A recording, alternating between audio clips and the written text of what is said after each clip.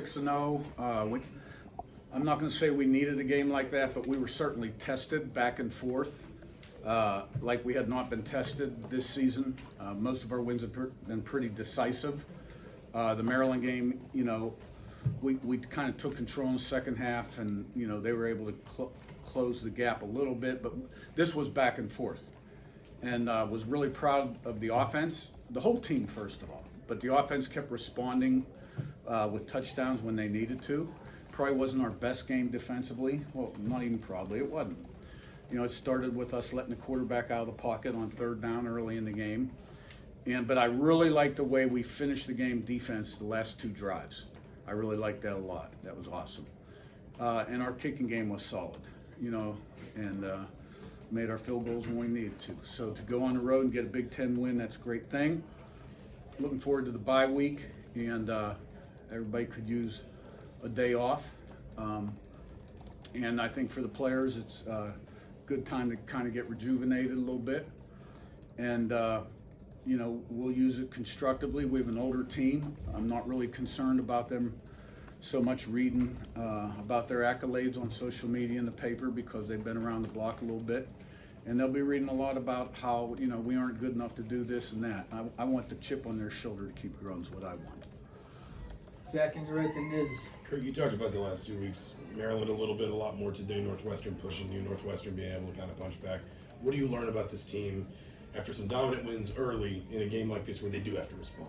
Well, today, we passed the test because it was a new kind of test on the road, and some real back and forth momentum and adversity, and we responded.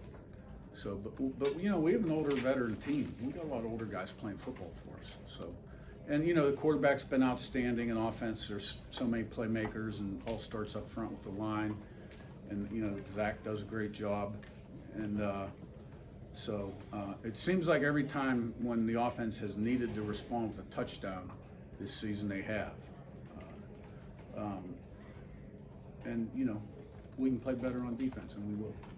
Niz on your right and Sammy in the back. How important has your first quarter success been to kind of your overall success, particularly on offense? I mean, you've outscored teams like 73-0, I think, now in the first quarter, scored every first quarter except one game. How much has that kind of helped you dictate things you want to do on offense?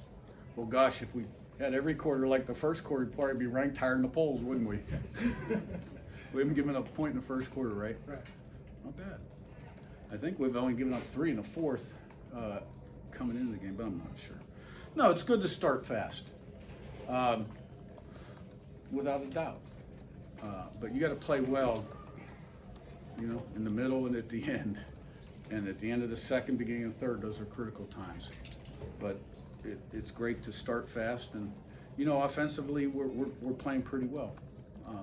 We are, and we're 6-0 as a football team. So I'm proud of the team up to this point, which I'm usually not supposed to say. But we can certainly improve a lot more, and we're only halfway through the regular season. Sammy in the back and Jack on your left. Coach Jalen Walker didn't play the second half. Isaiah Jones was in there. What adjustments did you make with Isaiah in there to help out? Nothing. We call what we call. We call what's the best call for that down distance and personnel grouping. And then when they put 2 tight ends on the field, we have a package, a little different kind of package, and 21 went in there.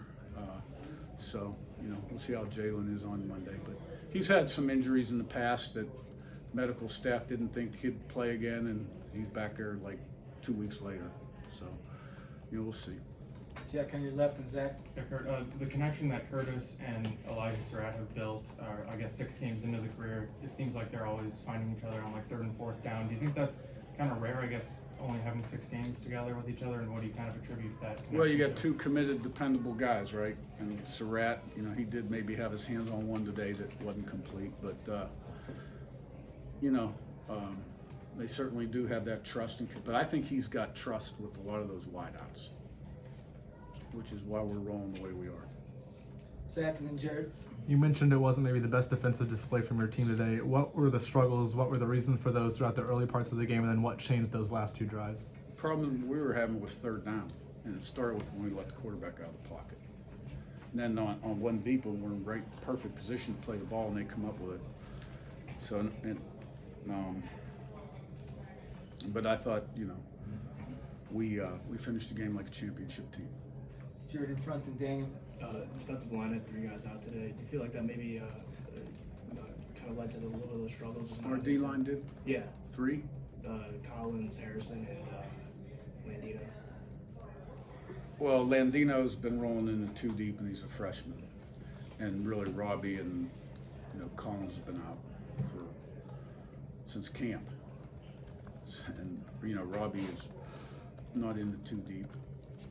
So the only guy really, we're down a freshman that's played in 3 games.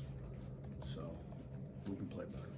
Daniel and then Joe. Yeah, I wanted to say you mentioned that you all had only allowed 3 in the 4th entering this afternoon.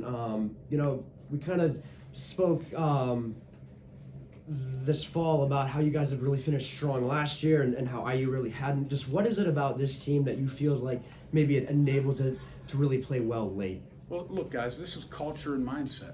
These are guys that came from championship programs that have now won 20 of their last 21 games. Okay? And a lot of other transfers that come from good programs. And the guys that stayed had a chip on their shoulder and something to prove. And then, when you take over a program, the number one thing you got to do is change the way people think. Change the way people think.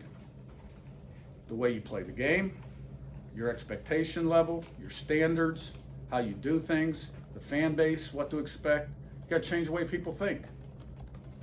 So we have a blueprint, we have a way we play, we've got character, we've got some talent, right?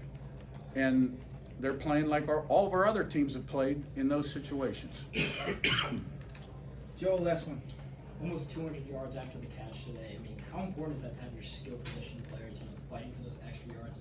Yeah, that was awesome. There was a lot of space on some of those catches. A lot of those were RPOs. They're in Tampa 2, which is actually a run-stopping defense for them. But the RPO slant, the 5-step slant RPO was open. Didn't throw it twice early in the game. Probably should have. So our guys made the most of it.